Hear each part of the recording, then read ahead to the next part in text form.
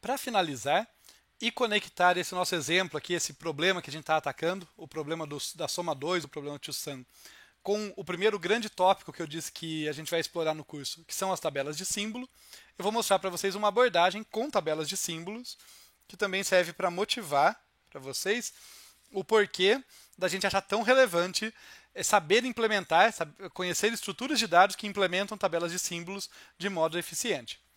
Qual vai ser a ideia dessa nossa abordagem? Olha, lembra que eu falei para vocês, embora a gente não tenha entrado em nenhum detalhe de implementação, eu falei para vocês que a tabela de símbolo é um tipo abstrato de dados que suporta operações de busca, inserção e remoção, normalmente. Tem muitas outras, mas essas três são as principais.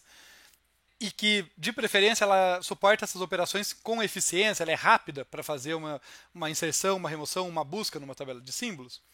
Vamos lançar mão de uma tabela de símbolos teórica aqui, que a gente não está entrando em detalhes de implementação, que suporta essas operações, e vamos ver o que a gente é capaz de fazer. Se eu estou querendo encontrar um par de elementos cuja soma dá alvo, eu vou continuar com a ideia da busca pelo complemento. Tá? Eu vou continuar com essa ideia, mas eu vou fazer uma coisa primeiro. Ao invés de ordenar o vetor, que foi uma abordagem bem sucedida aí que a gente teve, eu vou fazer primeiro a inserção de todos os meus elementos numa tabela de símbolos. Então eu declaro a tabela de símbolos aqui e eu faço um for passando por todos os elementos, por todos os VIs ali, e inserindo eles na tabela de símbolo, nessa linha. Tá? Então, eu coloquei meus N elementos na minha tabela de símbolos. Por que isso? Porque agora vai ficar fácil buscar. E daí eu faço, no segundo for, nova passagem por todos os elementos. Para cada um deles, eu calculo o complemento. A gente já está acostumado com essa ideia. E agora eu sei quem que eu quero encontrar. Dado VI, eu quero saber se o complemento de VI está na minha tabela de símbolos. Eu quero saber se ele está no vetor, mas todo elemento do vetor eu inseri na tabela de símbolos. Então agora eu posso buscar na tabela de símbolos que suporta buscas eficientes, espero eu. E é isso que eu faço nessa linha aqui. Para cada VI, eu calculo o complemento dele e faço a busca na tabela de símbolos por esse complemento. Se a tabela de símbolos encontrar, devolvo 1. Se eu passar por todo mundo e não encontrar, finaliza aqui devolvendo 0. Então, notem que eu, de certa forma, mascarei, tá? Não que isso seja ruim, tá? Mas só para vocês pensarem o que eu estou fazendo. Eu joguei a parte difícil do meu problema, que era fazer a busca pelo complemento de um modo eficiente, que a gente chegou a fazer busca linear, chegou a fazer busca binária ordenando o vetor, chegou a fazer uma busca linear esperta ordenando o vetor. Aqui eu joguei esse trabalho da busca para a tabela de símbolos. Claro que a tabela de símbolos teve que ser preenchida previamente, então por isso uma fase de inserções seguida por uma fase de busca. E qual vai ser a eficiência do meu algoritmo nesse caso? Note, meu algoritmo tem dois fors. Tá? Os dois têm tamanho n. No primeiro eu faço n operações de inserção na tabela de símbolos e no segundo eu faço n operações de busca na tabela de símbolos.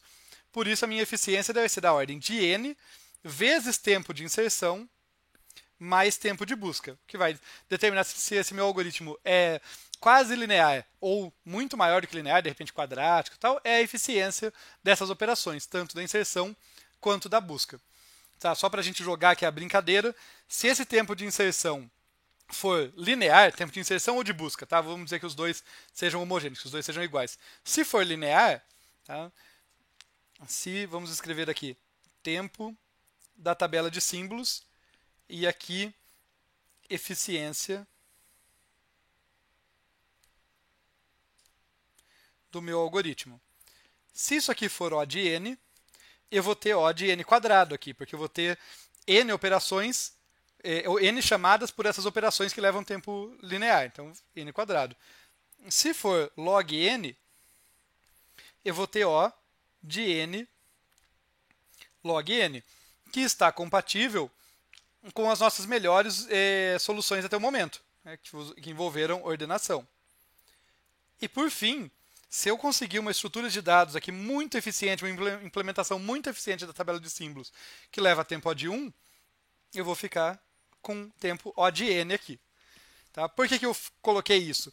Porque, já dando um gancho para as próximas aulas, existem implementações muito eficientes para tabelas de símbolos, em particular, árvores binárias de busca que são balanceadas, que a gente vai estudar, conseguem eficiência O de log n. Então, a gente estaria, nesse caso aqui, a nossa solução aqui do problema levaria tempo n, log n, por usar essas estruturas cuja inserção e busca levam tempo O de log n.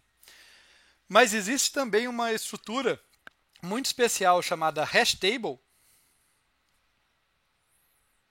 que em casos específicos, tá? Não é uma análise de pior caso, eu sempre confuso quando tenho que explicar isso, eu não vou tentar fazer isso agora, deixa para a aula dela, mas em casos específicos a gente consegue, quando ela é bem feitinha, tempo O de 1. E daí a gente conseguiria esse melhor caso aqui, do O de n para o nosso algoritmo como um todo.